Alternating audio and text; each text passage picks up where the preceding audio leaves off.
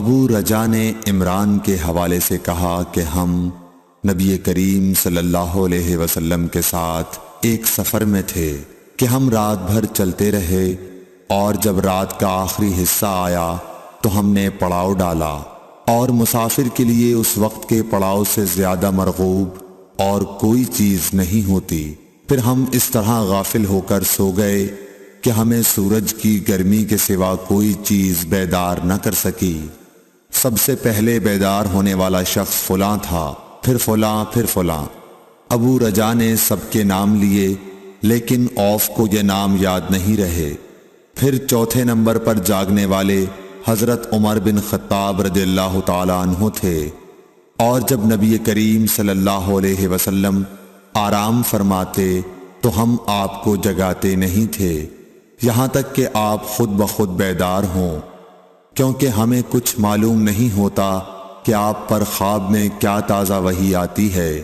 جب حضرت عمر جاگ گئے اور یہ آمدہ آفت دیکھی، اور وہ ایک نڈر دل والے آدمی تھے، پس زور زور سے تکبیر کہنے لگے۔ اسی طرح بآواز بلند آپ اس وقت تک تکبیر کہتے رہے جب تک کہ نبی کریم صلی اللہ علیہ وسلم ان کی آواز سے بیدار نہ ہو گئے۔ تو لوگوں نے پیش آمدہ آفت مصیبت کے متعلق آپ صلی اللہ علیہ وسلم سے شکایت کی۔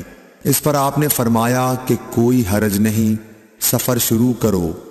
پھر آپ تھوڑی دور چلے، اس کے بعد آپ ٹھہر گئے اور وضو کا پانی طلب فرمایا، اور وضو کیا اور اذان کہی گئی۔ پھر آپ نے لوگوں کے ساتھ نماز پڑھی۔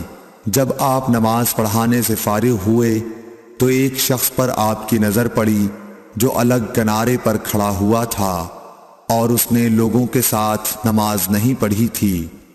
آپ نے اس سے فرمایا کہ اے فلاں، تمہیں لوگوں کے ساتھ نماز میں شریک ہونے سے کون سی چیز نے روکا؟ اس نے جواب دیا کہ مجھے غسل کی حاجت ہو گئی اور پانی موجود نہیں ہے۔ آپ نے فرمایا کہ پاک مٹی سے کام نکال لو، یہی تجھ کو کافی ہے۔ پھر نبی کریم صلی اللہ علیہ وسلم نے سفر شروع کیا تو لوگوں نے پیاس کی شکایت کی۔ آپ پھر ٹھہر گئے اور فلاں یعنی عمران بن حسین رضی اللہ تعالی عنہ کو بلایا۔ ابو رجا نے ان کا نام لیا تھا، لیکن اوف کو یاد نہیں رہا، اور حضرت علی کو بھی طلب فرمایا۔ ان دونوں سے آپ نے فرمایا کہ جاؤ پانی تلاش کرو۔ یہ دونوں نکلے۔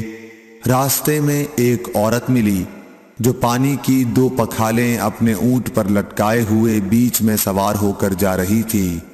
انہوں نے اس سے پوچھا کہ پانی کہاں ملتا ہے؟ تو اس نے جواب دیا کہ کل اسی وقت میں پانی پر موجود تھی، یعنی پانی اتنی دور ہے کہ کل میں اسی وقت وہاں سے پانی لے کر چلی تھی، آج یہاں پہنچی ہوں، اور ہمارے قبیلے کے مرد لوگ پیچھے رہ گئے ہیں۔ انہوں نے اس سے کہا اچھا ہمارے ساتھ چلو۔ اس نے پوچھا کہاں چلوں؟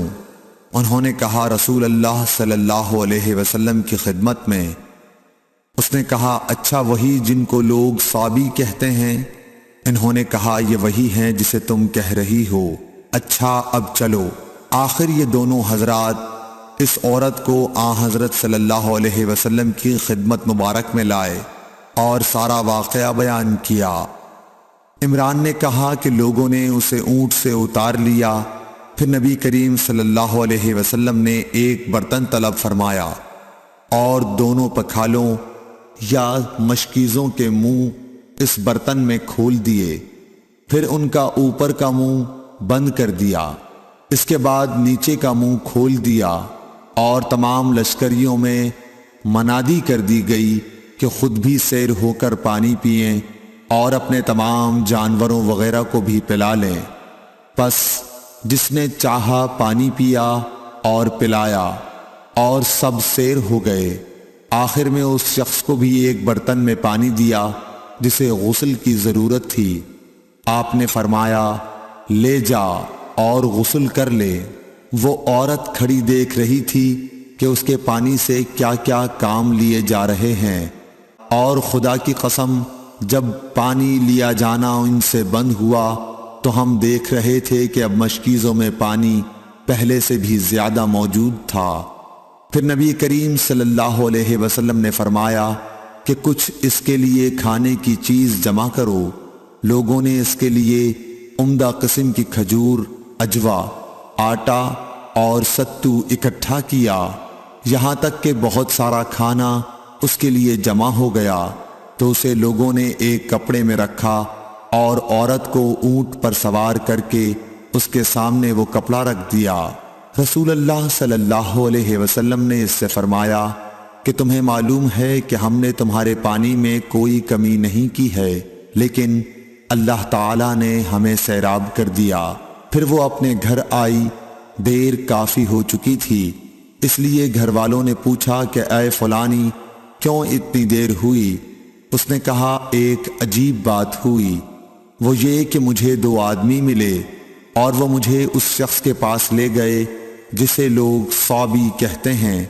وہاں اس طرح کا واقعہ پیش آیا، خدا کی قسم وہ تو اس کے اور اس کے درمیان سب سے بڑا جادوگر ہے۔ اور اس نے بیچ کی انگلی اور شہادت کی انگلی آسمان کی طرف اٹھا کر اشارہ کیا۔ اس کی مراد آسمان اور زمین سے تھی، یا پھر وہ واقعی اللہ کا رسول ہے۔